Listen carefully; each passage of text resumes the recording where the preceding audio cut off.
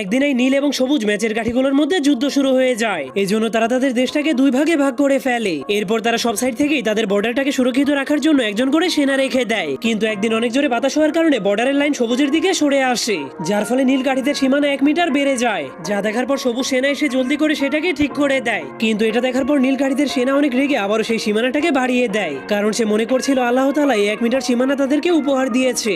এজন্য সে অনেক রেগে সেই সীমানাটাকে নেওয়ার জন্য সবুজ কাঠিটার সাথে লড়াই করতে করতে তার কোমর ভেঙে দেয়, যার কারণে সবুজ কাঠিটা নিজের জীবন বাঁচানোর জন্য হামাগুড়ি দিয়ে সেখান থেকে পালাতে শুরু করে দেয়। তখন এই সুযোগটাকে কাজে লাগিয়ে নীল কাঠিটা তাদের সীমানাকে আরো 3 মিটার বাড়িয়ে দেয়। ঠিক তখনই সবুজ সেনাবাহিনীরা এসে তাকে মেরে ফেলে। এরপর নিজেদের সীমানাকে 20 মিটার বাড়িয়ে দেয়। এজন্য নীল সেনাবাহিনীর অনেক বড় একটা দল এসে তাদের উপর আক্রমণ করে দেয়, যার ফলে তাদের দুই দলের মধ্যে ভয়ঙ্কর একটা যুদ্ধ শুরু হয়ে যায়। ঠিক তখন একটা নীল সৈনিক ভয়ঙ্কর একটা মেশিন গান দিয়ে তাদেরকে উড়িয়ে দিতে শুরু করে। এজন্য সবুজ সেনাবাহিনীর একটা ট্যাঙ্কের মাধ্যমে তাদের সবাইকে পিষে ফেলতে শুরু করে। কিন্তু তখনই নীল সৈনিকেরা ব্যারিকেড